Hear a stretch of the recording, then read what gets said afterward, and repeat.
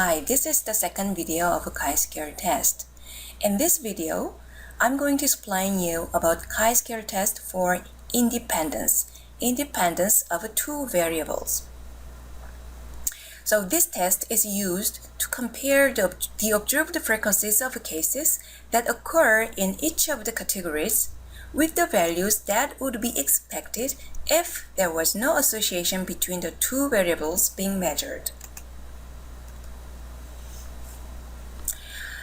In a previous video, I showed you that there are 197 students enrolled currently in our department, and in each program there are this amount of students, and in each program we have slightly different ratios between male and female students.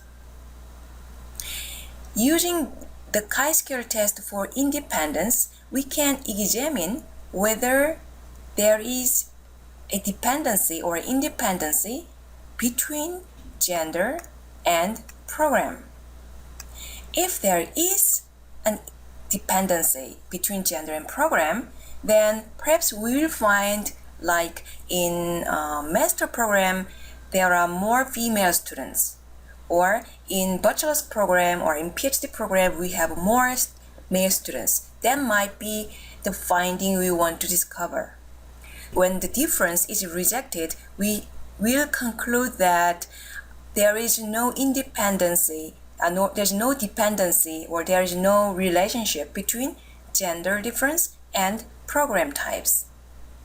So the expected frequency can be calculated like for each cell, you multiply the ratio of male students and the ratio of bachelor students multiplied by the total number. So in such a way, here the female students ratio multiplied by bachelor students ratio multiplied by the total number. And you add all, when you add all, that will reach to this number, of course. So by doing so, you will fill these 6 blanks. And the procedure of calculating the chi-square value for the chi-square test for independence is basically identical. So you square the difference and you divide the squared difference through expected frequency and you add all. Because you have 6 observed frequency and you will have 6 expected frequency. So in this case, you will add 6 of this, right? So you will have chi-square value. Only the difference is the way to calculate the degree of freedom. Because we have row and column in this case, we have 2 columns. So C minus 1 is 1, and 3 rows, so 3 minus 1 is 2. So 2 multiplied by 1. So in this case, the degree of freedom will be 2. I'm convinced that you can calculate the chi-square value in this case, and you can refer to the chi-square distribution when the degree of freedom is 2. So let's try, or you calculate alone, whether there is a dependency between gender difference and degree program. And let's consider the following example. Unfortunately, there is an association between the region and the political attitude. First, we can overlay the levels of a variable region with the levels of a variable political attitude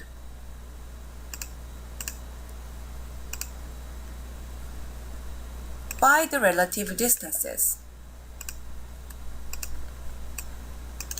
Okay. For that operation, you need to work in SPSS software. Okay, in SPSS, I already have prepared the data in this way. So first, I gave the number to the entire 300 people and gave an input depending on their political attitude and regional area.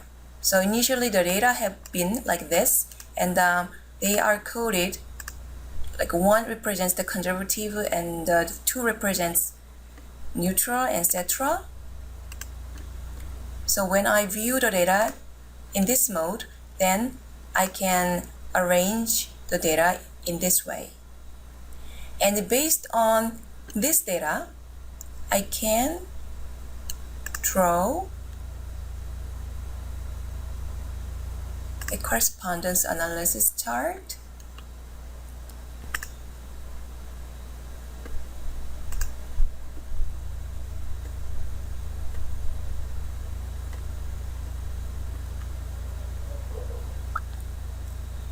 Yes, as this chart displays, indeed, the neutral attitude is closely positioned to the central part, and the conservative attitude is closely positioned to the east, whereas the progressive attitude is positioned in the west.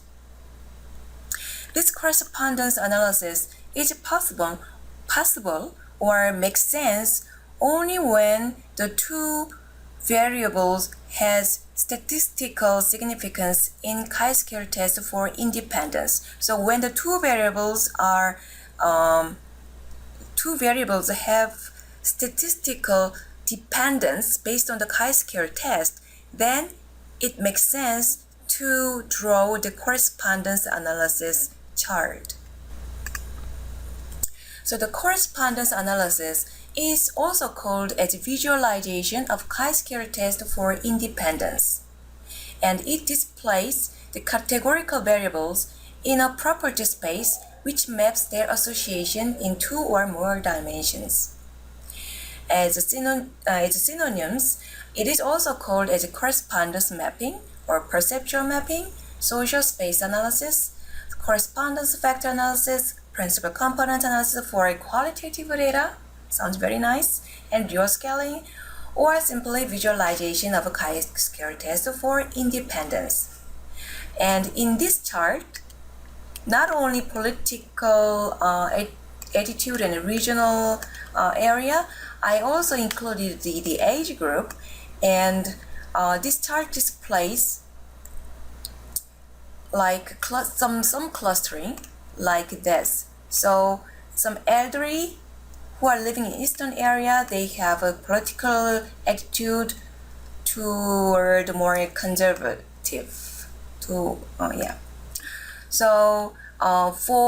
before you perform the correspondence analysis, you should examine the dependency between variables, nominal variables, by performing chi-square test for independence. So in this case, you should have performed 3 times of chi-square test for independence, and after you have made sure that there is a dependency between variables 3 times, between age and politics, between politics and region region and age, then it makes sense to conduct the correspondence analysis and draw this kind of space. Okay. All right. So far has been the video lecture about chi-square test. And after the class, please search for an original article or a book chapter or even a dissertation, master dissertation or PhD dissertation that use the chi-square test to analyze the data. When the topic of article is more design relevant, it is more appreciated, but it's not necessary. And then you read carefully through the text and try to answer to the following questions. Actually, there are 4 questions, and the last question is just to write down the source information. Okay, and please submit your work to KLMS the kais.kr, and when you log in, then you will see this folder. And then you can upload your work. The work can be in Microsoft Word or PowerPoint and PDF in a format you prefer. Thank you for your attention and see you in a lecture.